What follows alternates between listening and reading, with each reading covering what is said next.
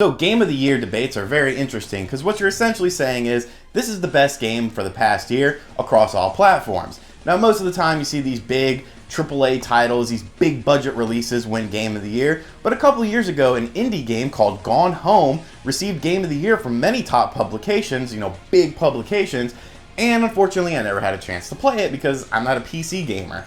So I was always interested in the game, and eventually it came out on the PS4 and Xbox One earlier in the part of the year of 2016. Well, now in the month of June, if you are a PSN member, you can get the game for free. Alright, a previous game of the year winner. This looks pretty interesting. The console edition, as it's called, has improved graphics, has, better controls for a home console version, so I was intrigued. Looking at the description of the game, it sounded interesting. Of course, they got a taunt that they won many Game of the Year awards, but basically what happens in this game is that there's a lot of mystery. You are a female who goes overseas, returns home, and there's nobody home. Nobody's there to welcome you. The house is all dark and mysterious, and I like a good mystery game. Sure, narrative-based games aren't, my favorite, but I've really enjoyed some. Games like 999, Trace Memory, more recently The Vanishing of Ethan Carter. So I was interested in this game. I wanted to unravel the mystery of Gone Home, see why it was a Game of the Year winner, and, kind of get into this, see what it's all about. And what I was left with was probably the most disappointing game and so many more questions, not necessarily about the game itself, but about the video game industry as to how this was a Game of the Year winner. Now I'm going to start off by saying there will be spoilers in this because the game is so fucking short. It would be impossible for me to describe the story to you guys. It'd be impossible for me to describe the gameplay to you guys without ruining things. So if you have not played Gone Home and you are interested in playing it, you might want to wait to watch this video. You might not want to watch this video. Also, I may offend you with some of my viewpoints on here, but I think they're fair and I'm going to back them up. So, let's get into it.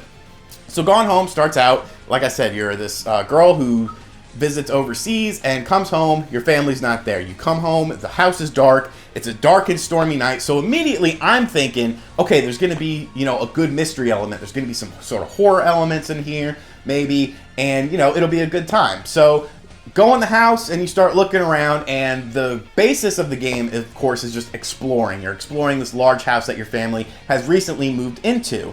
So as you're exploring this house, you're getting flashbacks. You're finding things from your younger sister, and you're kind of learning how your younger sister basically isn't really adapting well to the new house, isn't really adapting well to the new area, and that's kind of interesting, I guess. I do like the fact that it takes place in the mid-90s, and I think that kind of plays into the story a lot because it does have a mid-90s sort of feel, with the elements that are in the house, posters, music, concert stuff. So I dig that. I like that portion of the game. And as I'm playing the game, I'm always waiting for something interesting to happen, something sort of creepy, spooky, if you will. And I noticed that nothing was really happening. I was visiting all these rooms. All the rooms in the house had the lights off. You could turn them on. And I was always kind of expecting, maybe see a shadow, something. No. So you start investigating, looking around in the house, and you're learning more about your sister. So your sister obviously plays a big part in this game. And then you find out about halfway through the game that your sister is potentially involved in a lesbian relationship. She's coming into her own, and she discovers that she's attracted to females. Okay, that's cool. Where's the mystery? When are we going to get to the part where, why my family is missing, why my sister is missing, where everyone in the house is? And then I started to realize that moment was never coming. You see, the rest of the game, once you kind of reach that point, which happens about halfway through the game, which, by the way, is 30 minutes into the game. Yes, it's a 1-hour game. You start to realize that you're just really getting a pedestrian 90s teen film about a girl discovering that she's a lesbian. And you keep, you find hidden passages in the house and you discover that she was in a relationship with this girl. And at the end of the game, the girl moves away. She goes off to the military, and then at the last second calls her and just says, hey, I don't want to go, I want to be with you. So the sister leaves the house. And that's how the game ends. So I beat the game in an hour. No walkthroughs, no help, no nothing. And I'm sitting there thinking to myself, how is this a game of the year? I understand narrative-based games. Like I said, I've played games like Trace Memory, 999, The Vanishing of Ethan Carter. These are all games that last much longer than an hour. So right then and there, if you strip away everything and you're left with a game that lasts an hour-long game is not a game of the year. That's a demo to me. That's a tech demo. That's, something interesting. The graphics in the game are fine. They look good. You can interact with the environments, but there's no point in interacting with the environments because the puzzles are so basic that anyone could figure them out. I literally needed no help with any of these puzzles, and I'm not the type of person that plays this sort of game, okay? So for me, I was left with so many questions. And so story-wise, I assume that your parents, because there is a bit where the parents, in a flashback, you hear that they don't understand their daughter's decision, and so I'm assuming that when the daughter leaves to go off with this girl, that that the parents go after her. So once again, I'm left with the main question: how is this a game of the year? This is the most disappointing and underwhelming thing I've ever experienced in my life in the terms of video games.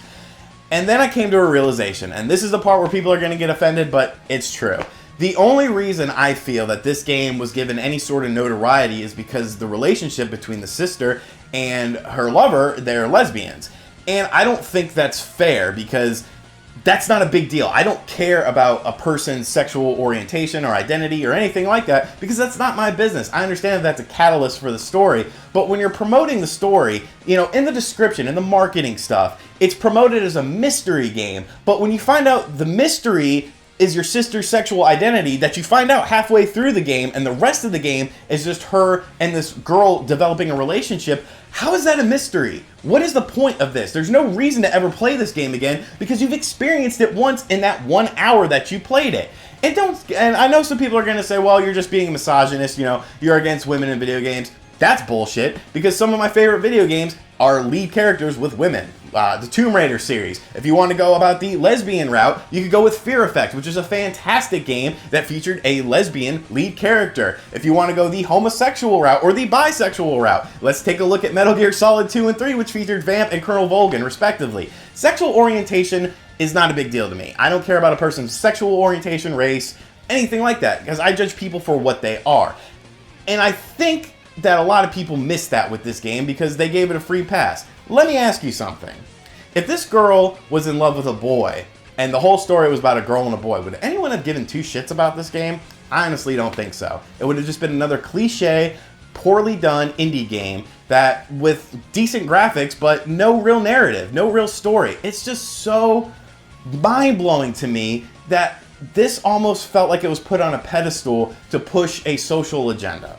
And I'm sorry if you're offended by that, but that's honestly just how I feel. This game is not a game of the year. I would rather play Chester Cheetah Too Cool to Fool. I would rather play Bubsy 3D, because at least those are video games. Essentially what this is a walking simulator with very light puzzles that's over in an hour. Strip away everything else. It is a walking simulator with light puzzles that can be finished in an hour. How is that a game of the year? That's a question I'm going to be left with for a long time. I immediately deleted Gone Home off of my PS4, and I hate the game.